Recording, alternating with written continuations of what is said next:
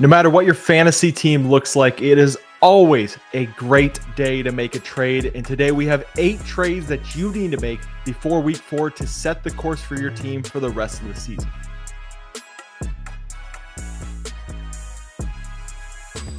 And Ty, we have players at all levels today. We have some superstars. We have some guys who you've been very disappointed on, and we have some guys that just fall right in the middle somewhere. So we have a wide array, and you're going to start us off with Bucky Irving. And Ty, to me, I look at this and I go, is this just a similar case that you made with Josh Jacobs last week, or do you got a different little angle on it with Bucky Irving here? That's exactly the case, actually. And it's the very first thing I have in my notes. Very similar argument I made for Josh Jacobs. It is the exact same argument. Really is.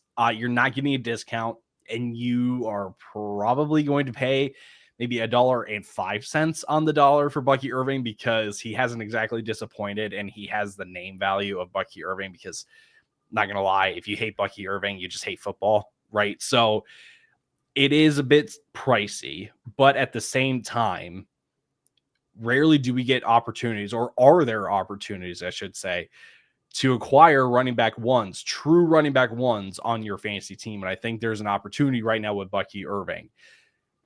Tampa Bay has the easiest remaining fantasy schedule for running backs. So not only do you have long-term outlook for Bucky Irving, you have short-term upside right away. Yes, the matchup against Philly this week is not great, but that's a selling point. That's what you use to go buy Bucky Irving. But Mike Evans is out for the next 2 to 3 weeks. Chris Godwin is coming back, but we're expecting a ramp up here with him. Not expecting 100% Chris Godwin right out of the gate. And Tristan Wirfs is returning as well. So all these things can help Bucky's outlook in the short term. Maybe an uptick in receiving work, more efficiency, better efficiency on the ground with Tristan Wirfs now on the offensive line. He's the running back 16 right now in points per game in half PPR, and he's doing that on running back 13 usage. So again, the usage is there. It's all lining up for a running back 1. And getting a guy like Bucky Irving on your team will set you up for success, not just to get a high seed in the playoffs or to make the playoffs, but it can legitimately give you a chance to push for a championship down the road. Yeah, I think everything that we thought could go wrong with Bucky has been proved that it can't. It's just not going to. 76, 71, 74% snap share, 14, 17, 25 carries, at least 4 receptions in each game so far. I mean, there really is not anything else you can ask for a running back 1. And Bucky has given you exactly what you want. And like you said, if there's any area, any time that you can buy a guy, you have to do it like this. Josh Jacobs is the same. Josh Jacobs probably can make the same argument again this week of, hey, if there's a little bit of space to go buy in on this guy, do it. There's a guy I'm going to talk about a little bit later.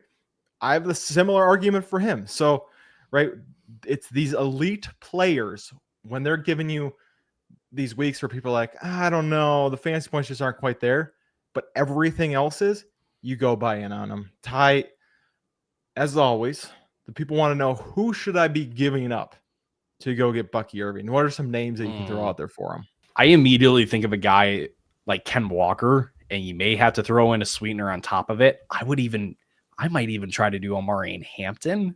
And if you need to throw another piece on top of that, sure, make it work. And if you're looking at a receiver and you find somebody that, or, the Bucky manager is not scared off by what we've seen from Brian Thomas Jr. just yet, I would go flip BTJ for Bucky as well. I think there's a lot of intriguing ways that you can work a deal out to get Bucky Irving, but at the same time, he's not exactly a sell either. So it's going to be hard to kind of pry him off of whatever team he's on in your league. But I think however you can do it, it's worth it. Yeah, I think people just forget how good he was playing 50% of snaps at the end of last season from week 10 on in healthy games, right? He only played a little bit of the game in week 14, but in healthy games, running back 6, running back 3, running back 1, running back 17, running back 16, running back 5, running back 9 to close out the season. So he is capable of this. So that's why, I don't bat an eye when you say those team names. Obviously, BTJ hurts a little bit, but I don't necessarily bat an eye. Before I get to my guy, Ty, we are just so thankful, and we just can't say it enough for all of your guys' support constantly on the YouTube channel. We hope that you are enjoying our content, right? We hope that we're bringing you something to the table to help your fantasy teams. So if you want more content, make sure you're hitting that subscribe button, turning on those notifications. And Ty, one thing I want to continue to do for this episode is I want to hear from you guys some of your trades that we can do, right? Maybe we add, if we get enough comments down there, of a little bit of a mailbox at the end of this episode to really dive into some of the players that you guys want to hear about, because we're trying to give you players you want to hear about, but sometimes you got other players that we didn't even think of. So make sure you drop that in the comments. Give us the players. Give us, is it redraft? Give us, hey, how many teams, different types of rules like that. So we have all that frame of reference for your trades. But Ty, I'm going to move on to a little bit of a grosser name so far, TreyVeon Henderson. His entire season looks like one of Bucky's games with only 65 rushing yards on the year right now. But good things happen for TreyVeon that he didn't necessarily do in this last game. And what do I mean by that? Ramondre Stevenson fumbled twice. Then after Ramondre's second fumble, Antonio Gibson comes out on the next drive and fumbles right away. Then TreyVeon ends up playing 26 of the final 31 snaps. He is by far their most explosive player, and he's probably one of the better players they have in the passing game just overall. He is currently 7th running back receptions, and this is the clearest path to volume he's going to get coming off a week where the Patriots are like, we can't put the ball back in Ramondre's hands, who's had fumbling issues his entire career. We're not going to trust Antonio Gibbs after the fumble, right? And when you get a rookie running back like this, look at Omarion Hampton right now. Once that game happens, right? Once this last game happens with Hampton, it's almost not even worth trying to trade for them at that point because the value is just so high. Right? We're talking about trading Omarion Hampton for Bucky Irving, right? That's how high the value gets all of a sudden when you have that one good game. So for me, with Henderson, it's, hey, we understand that this volume could get really good. We know how good of a player is. Get in while it's still at the ground level before it really takes off. You brought up the fact that it's Antonio Gibson fumbling, it's Ramondre fumbling twice, and one of those fumbles being on the goal line. That's almost, I shouldn't say it's a one-way ticket to not getting back on the field, but you have to think that TreyVeon is in line for more work now. And you're going to hear me talk a lot about the remaining schedule for these players in this episode, because we now have 3 weeks worth of data, which is a good amount. It's not the best amount, but it's a good enough amount of kind of sample size to go, okay, we can look ahead and say, for TreyVeon Henderson having the 6th easiest remaining fantasy schedule, it should be all. It should be kind of liftoff from here. I'm not going to say that TreyVeon's going to be a top 10 back immediately, but you're getting the schedule, you're getting the uptake in touches, supposedly, like you should, because again, 3 fumbles from 2 of your running backs should get you on the field. But I love TreyVeon as a buy. And you brought up Omarion Hampton then too. TreyVeon is not as expensive as Omarion Hampton. And I think a lot of people just look at Hampton because they're like, well, there is no Najee Harris anymore after he tore his Achilles. So he doesn't have a Ramondre Stevenson kind of threat in the backfield. That's why the price is cheaper. But I think you and I both have said from the offseason till this point, TreyVeon is still one of the best playmakers on this New England team. And with the uptick in volume, there should be some bigger plays here. Yeah, no, definitely. And if I'm looking to get TreyVeon, I'm trading a DeAndre Swift type player, a Tony Pollard, Keon Coleman, right? Guys who have volume but just aren't producing. Keon Coleman had an exciting game, just not producing, right? So you're getting a guy in TreyVeon who hasn't truly produced and hasn't had the volume, but we're telling you, hey, this is where it starts. This is where it's going. Ty, let's transition to some sells here. And I think you're excited to say this one. I really do. I think I think deep down you are kind of excited that DJ Moore is a sell. And I think you're excited that you have a pretty decent argument for it. Shoot, what was I going to say? Yes, 3, 2, 1. Well, okay. It wasn't because I wanted DJ Moore to do bad. It was because I wanted Roma Dunze to do good, and by default, DJ Moore would not do as good. And that's exactly what has happened. Now, I will also say I did not expect it to be to the extreme that it has been through 3 weeks of the season, where Roma Dunze is a top 5 receiver and DJ Moore is outside the top 40, which is going to make this an incredibly hard sell to make, because you're not – I don't know exactly what you're going to get for DJ Moore, but what I can tell you is that it's going to be nowhere near what you want it to be. That being said, you need to have the best sales pitch of your life in order to move off of DJ Moore and try to upgrade. I doubt it'll happen, but you can at least try. And your sales pitch is this: Caleb Williams looked way more comfortable in this Ben Johnson offense in his third game. Now you just need to remember it was against the Dallas Cowboys, and the Dallas Cowboys made Russell Wilson look like prime Russell Wilson again. And then we got the news that Russell Wilson's actually getting benched now for Jackson Dart. So if you can find the league manager that buys in on the Bears, buys in on Caleb kind of getting more comfortable, and maybe we see some better performances from DJ Moore, go try to sell DJ Moore to that person. But at the same time, this is really a case of like this or that. Would you rather have this or that? Just two names to give you right off the top: Jameson Williams or DJ Moore. I would prefer Jameson Williams, although it's more inconsistent. I know I'm getting better highs with Jameson Williams than I probably will be getting with DJ Moore.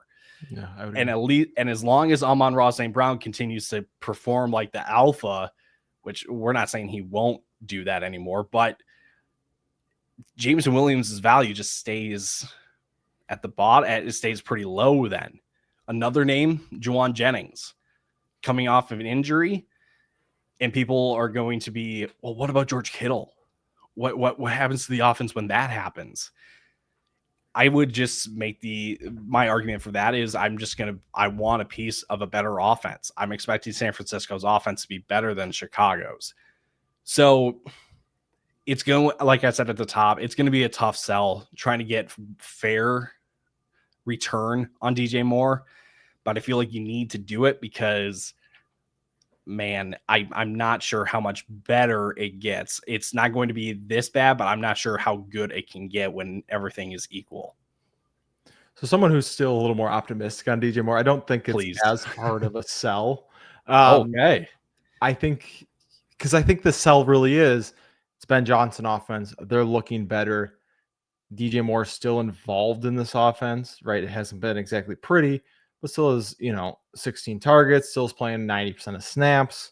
Luther Burden had a couple big plays, but he's not playing any more snaps. So you're selling them on the offense of the Chicago Bears. If they're like, well, it's still kind of gross, you're selling them on the fact that, hey, he's already out in trade rumors. Maybe he'll get moved.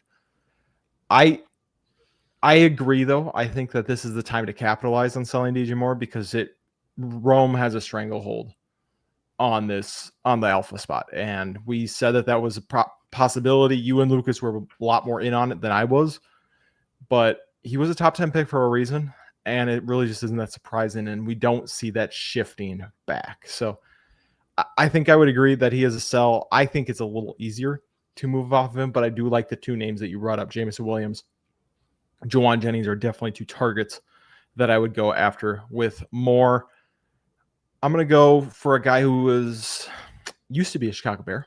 Dave Montgomery has been one of our darlings for quite a while. Had an awesome game last night, or I guess 2 nights ago when you're watching this, against the Baltimore Ravens, where he scored more points than he had in the other 2 games combined.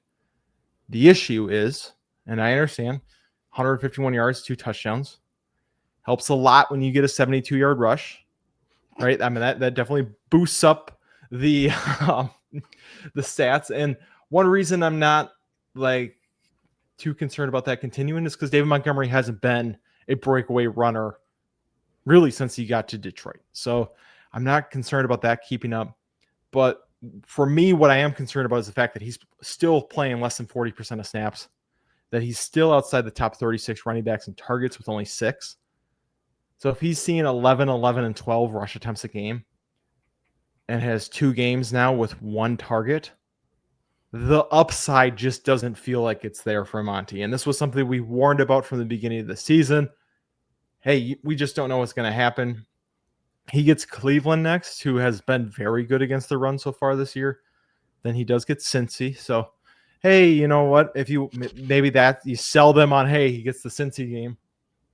Then Kansas City, Tampa, bye. Then Minnesota, Washington, Philly. So, not exactly the greatest schedule either. And I think it's just becoming more and more obvious that this is Jahmyr Gibbs' backfield completely. And David Montgomery is just losing more and more of it as weeks go on. That 72-yard run accounts for 15% of his total points so far this year in fantasy. And that may not sound like a whole lot because it's 3 games, but 15% of your points on one play is certified nuts, right? Detroit has the 3rd hardest remaining fantasy schedule, I should say, for running backs. So while David Montgomery may continue to kind of be the guy that we have seen in years past, what's the upside? What is the ceiling? What is the week-to-week ceiling for David Montgomery? Because I think you and I would both say that what we saw last week is outlier performance. That's not the norm. So if you can find a running back in your league, you can find a manager who's looking to move off of a running back that I don't want to say has a similar floor, but has a higher ceiling than David Montgomery, I would go target that manager. Because again, it's not that we don't think David Montgomery won't be good anymore, or that like he's going to be closer to his week 1 performance than his week 3 performance. I just think we're going to be somewhere closer to week 2. And it's not exactly a league winning kind of play in your lineup. Sure, it's a floor and you need that for certain teams. But man, I think we're looking to compete and we're looking to win the championships in our leagues. And I'm not sure David Montgomery is exactly going to help you do that. Yeah, for me, he's a tier up piece. He's a guy I'm going to use to go get Kyron, to go get Bucky, to go get Josh Jacobs, to go get a guy in that tier who's getting the volume that you want to see, who's going to score touchdowns, who's going to get a little bit of receiving work on top of it. That's what I'm using. Am I saying you're trading Monty 1 for 1? No, that is not what I said. So do not get upset at me. You use him in a pack to tier read up the comments about these things. Exactly. Yes, you are going to get a guy, adding a guy to it to help a team that maybe they just don't have as much depth. They need a player in a different place. That's where you're using Monty to go to. All right, we got 2 more buys, 2 more sells coming up for you, but first we're going to hear from our friends over at Underdog Fantasy. Today's show is brought to you by our friends over at Underdog, where you can get into the game this season playing Pick'em. It's extremely simple. Just pick higher or lower on 2 or more of your favorite players. For example, I'll pick the highers on Justin Jefferson, Jamar Chase, and Xavier Worthy. If I played $10 and got all 3 of them right, I would win $60 just by watching football. And that's the beauty of Pick'em. You can track your picks and your wins while you enjoy the game. Now, if you're not on Underdog yet, scan the QR code on your screen or use our code FELLAS when you sign up, because new customers will get $50 in bonus funds when you play your first $5 on the app. Plus, Underdog will give you a free pick to use in your first entry. Again, that's code FELLAS over on Underdog. Now let's get you back to the rest of the show. We're back, and we got 2 wide receiver buys and a wide receiver sell and a running back sell left for you. And I think at least one of these wide receivers buys is pretty. This other one, ties. Yours might feel gross to people. I'm all in on it though. So I am fully behind you on Chris Olave. So why don't you let the people in on? It's not a Chris Olave secret, but I guess why they're misvaluing Chris Olave right now. Yeah, I just think it's because he's playing for the Saints, and they're not remembering that Chris Olave is actually really good at the football, and that Kellen Moore has actually kind of helped. I don't want to say unlocked Chris Olave, but you see the stats through 3 games: 13 targets, 10 targets, 14 targets. We got 10 catches just for 57 yards. Like, he hasn't topped 60 yards. So it's not like a screaming, like, why is no one paying attention to Chris Olave? I think everyone recognizes that the shortcomings of Saints players this year, including Chris Olave. But the point that I want to make is this is elite volume. And you may look at that and go, well, Chris Olave is a floor play because he's not going to score as much. And you just talked about David Montgomery as a floor play. So why are you saying buy Chris Olave? Well, it's because we haven't really seen a spike week from Chris Olave yet. We saw it from David Montgomery against Baltimore. We haven't gotten that just yet. And the beauty about Chris Olave compared to David Montgomery is that I'm expecting the usage to stay as long as he's healthy. That's the big caveat. But if he's healthy and on the field, I'm expecting this usage to stay because New Orleans has no one else. They've tried. I mean, Juwan Johnson has been a top 5 tight end in usage, which is cool. Alvin Kamara is not exactly the same Kamara that we've seen in years past in terms of the receiving work. So until something changes, like I'm expecting Chris Olave again to maintain the usage that he's at. And again, we haven't seen the spike week yet. So if we mix in a touchdown every now and then, and I'm saying like we're ending the year with like 4 or 5 touchdowns, I'm not expecting 7 or 8 touchdowns from Chris Olave. But if we mix in a touchdown, that 10.7 game against Seattle goes to 16. That 8.4 against San Francisco goes up to 14.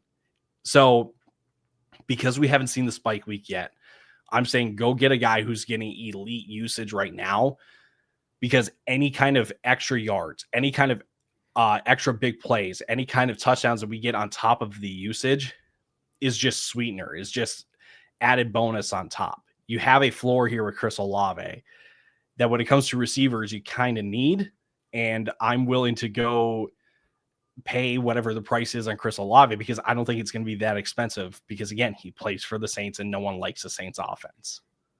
Yeah, he's currently 6th in routes run and 8th in targets per route run. The volume that he's just going to see is insane. And like you said, he truly is for a wide receiver. He is a true floor play. Like we don't get a lot of that at the wide receiver position. Every single week, you're going to get 9+ points because of the volume he's seeing. And like you said, Chris Olave is a very explosive wide receiver. Obviously, the quarterback play is going to hold them back. Obviously, the defense, though, is going to keep them throwing. So you have kind of a counteracting. If that yards per reception, that yards per target starts to climb, we're going to see 100-yard week after 100-yard week from Chris Olave. And you're not even going to really care about the touchdowns because even if you're going to trade for him right now, right, you're not spending up where you need touchdowns to continue to happen for Chris Olave. If you can have this kind of production as your wide receiver 3, I would be extremely, extremely happy. And I know you, if you're on YouTube, you're looking at the screen right now as we switch over to our next player and you're going, Cameron, Justin Jefferson, really? Well, why are you telling me to buy Justin? Everyone knows Justin Jefferson's good.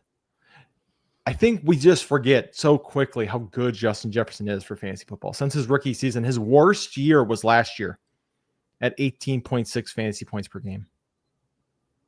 Just nutty numbers. This is a guy I still truly believe has top 3 potential at the wide receiver position. You have, the other consensus top 3. CD's already hurt. Chase doesn't have Burrow rest for pretty much rest of the season. Justin Jefferson, we talked about with Bucky. There is an opportunity to buy Justin Jefferson right now. And if there's an opportunity to buy a guy who can finish top 3 at the position, you need to take it. And I think the best way to illustrate this, I'm just going to jump right into it. Instead of giving you players I would trade for Justin Jefferson, I'm going to give you players I wouldn't trade for Justin Jefferson because the list is a lot shorter. And that list right now for me is Puka Nacua, Christian McCaffrey, and Bijan Robinson. And that's it. I would trade everybody else to go get Justin Jefferson because I understand J.J. McCarthy hasn't looked great. We saw the effect that Christian Darrisaw has on this team when he came back, the pocket that Carson Wentz saw, the way he shut down Trey Hendrickson, who's paid as a top, 5 defensive end in the NFL right now. I just think that this offense is going to start to figure it out. And as they do, the guy who benefits the most is the best player on the field. Jefferson is, again, like you said, very similar to Josh Jacobs, Bucky Irving, in the sense that rarely do we ever see or have an opportunity to acquire guys like this. And I say that generally. I'm not saying that everybody is looking to sell off or to trade, looking to trade away a guy like Justin Jefferson. but an opportunity has presented itself to take advantage of the opportunity. And yes, you may not have bought in on the JJ McCarthy performances through 2 games, but I think at the bare minimum, I think Justin Jefferson, even when he did have JJ McCarthy, was still like the number 1 guy. Sure, the floor is a bit lower, but the ceiling hadn't exactly taken a massive hit where it was like, gosh, this isn't the same Justin Jefferson. Are we going to get 20 points a game for the rest of the year on an average? Probably not. That's just not how the year has started for Minnesota. And they are running the ball a lot more and a lot more effectively, particularly with Jordan Mason, which, hey, I just want to also say, some of us Jordan Mason believers are very, very happy. Yeah. Oh, yeah. Let me figure out how to get my Jordan Mason victory lap in here. Oh, there it is. There it is. And just before you know it, we're going to be talking about him as a sell next week. But ultimately, like you said, Justin Jefferson, even if he isn't the top 3 player at the position that we have seen in years past, he's still better than a majority and a very good majority of other receivers in fantasy football then. So don't think that, like, let's not forget my point. Let's not forget that Justin Jefferson is really good at the football, okay, at this football thing, and that he can be a benefit to your fantasy teams. For sure. And I do think he can be top 3. So that is where I stand with him. But we won't dwell on it anymore. Yeah, you don't need us to tell you too much how good Justin Jefferson is. If you watch football, you do know. But you might need us to tell you about these sells. And Ty, you're going to start us off with J.K. Dobbins. And is this just you're trying to start some R.J. Harvey propaganda, or do you really think that J.K. Dobbins is a sell here? I'm probably coming from a place of being so pro RJ Harvey, and maybe that's not the right lens to look at this through, because let's be real, the things are on the up right now for J.K. Dobbins. So he's not a traditional sell or an immediate sell by any means. But where I find myself is just that I think there's an opportunity where I can tear up from a J.K. Dobbins right now. I would go target a Bucky Irving, a Josh Jacobs, like we've talked about. And if you can't shoot that high, if you can't get that high, fall back on a Ken Walker, fall back on a Kyron Williams. Because right now, J.K. Dobbins has the opportunity and the workload, because we talked about this with RJ Harvey in yesterday's episode, which you should go check out, by the way, because we talked about, should you be panicking on RJ Harvey? We talked about this backfield a little bit, where it is now a 2-man backfield between RJ Harvey and J.K. Dobbins, because Tyler Beatty's out of the rotation, but all the Tyler Beatty snaps went to J.K. Dobbins, and he took advantage of it. So I'm not going to say, again, that Dobbins is overperforming right now or anything like that. But what I will say is that there is too many opportunities or too many potential realities that make me afraid that this won't last very long for J.K. Dobbins. Maybe it lasts for another month. Sure. But I'm just not expecting this to hit to the end of the year. The Denver Broncos have the most difficult fantasy schedule remaining this year. And full transparency, I had no idea that Tampa had the easiest, New England had the 6th easiest, and Detroit had the 30th, and Denver was dead last. I was like, oh, wow, you know what? That works out really, really well. Mm-hmm. But because we have a more difficult road ahead, I just think that maybe opens the door that if we get a drop-off in efficiency, it opens the door for Sean Payton to go, well, maybe we need to give RJ Harvey some run here. And if that happens and RJ Harvey hits his stride a little bit, what's to say that this doesn't become a 50-50 split by the end of the year kind of thing? So again, this is a pretty, like, I have to categorize this sell rather than just saying this is a very general sell. This isn't one that I'm looking to do right now. If you want, I should say this. If you want to hold J.K. Dobbins, I'm perfectly okay with you doing that. But the fantasy player that I am, I would rather be out early than out late. And I think there's an opportunity right now where a lot of people go, wow, look at what J.K. Dobbins just did. And he's scored a touchdown in 3 straight games. That, again, you can package him up and go tier up for a better or bigger name running back. Yeah, I think that's the biggest thing with Dobbins is just the rest of the running back landscape. There are so many guys with buy now opportunities that Dobbins is just a lucrative sell piece to tier up and go get those guys. I think that's really just what it comes down to is why we're selling on J.K. Dobbins. And you're going, hey, this offensive line looks good. He's been playing well. He's involved. It's just him. And that's the pitch you make. Throw in another wide receiver. And like Ty said, go get one of these running backs. The last guy we're going to talk about is DK Metcalf. And before the season, Ty, you and Lucas got me in on DK Metcalf. We were getting excited about this volume of Aaron Rodgers just hyper targets one guy, but Arthur Smith said, no, sir. This is going to be like every other year with me. We don't care that Aaron Rodgers is our quarterback. He's being propped up right now on 2 touchdowns. That's why he is currently the wide receiver. What does it say? 34? 26. 26. Wow, I cannot read. But he has 10 receptions on the season. That's what's scary to me. 4.33. That's not what I want for my elite wide receiver. That's not what I want to see. And it just makes me nervous because I don't think that this offense is high-powered enough where he's going to be a consistent touchdown machine. He needs the volume, and it just doesn't seem like it's coming. Calvin Austin, right, has 2 targets less than him on the season. Jonnu Smith is still being used. Pat Freiermuth is still being used. Jalen Warren's getting work out of the backfield. They're spreading the ball around, and it's just not what I want to see from DK Metcalf. Would love to go flip DK for a Breece Hall, who's had 2 down weeks.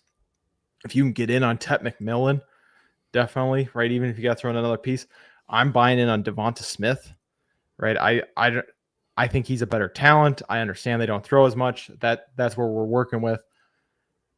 But yeah, I think at this point, he's had 2 touchdowns. Volume's not there. I think it's going to continually getting worse, especially going, to London to play Minnesota this next week with the way their defense is looking. I would get on DK right now. Yeah, this was the downside of DK Metcalf. This was in the cards. And I think Lucas and I at the beginning of the year, we're like, this offense kind of has to go through Aaron Rodgers and DK Metcalf because what else do they got? And I think we can say pretty objectively the 2 worst performances that Pittsburgh has had so far this year have been the games where they've tried to do it the Arthur Smith way instead of going through Aaron Rodgers and DK Metcalf. So it's disappointing because, again, we fell for the trap of like, gosh, like Arthur Smith has to make this work. There's no way that he can mess this up or like mess it up for us fantasy players. And he has so far through 3 games so far. DK Metcalf, wide receiver 26 in half PPR points per game on wide receiver 48 usage. We are very much outperforming right now. And I think if you can package up DK and tier up, sweet. I would be all for that. At the same time, if you're getting, maybe a step down from DK, but then you're getting a high upside piece, for the long term, I guess I don't hate that either. I just, there's not much that I like about DK Metcalf right now to say that like I would want to hold him. Yep. No, there's just not a ton of upside coming through. Well, like I said earlier, if you want us to review your trades, drop them down in the comments. We'll see if we have enough people letting us know what they're thinking that maybe we can do a little mailbag next week. But make sure you hit that subscribe button, turn on those notifications. We'll be back tomorrow with our starts of the week with Mr. Lucas Wenzel. If you want to follow us on the socials, on the X is at Tyler_Plath for Tyler, at Camel FF for me, at FF Fellas for the Fellas main page, the FF Fellas on Instagram, Fantasy Football Fellas on TikTok, YouTube, and Facebook, and Facebook Football Fellas Shorts if you're just a YouTube guy all together. But with that, we will see you tomorrow, and deuces. Deuces.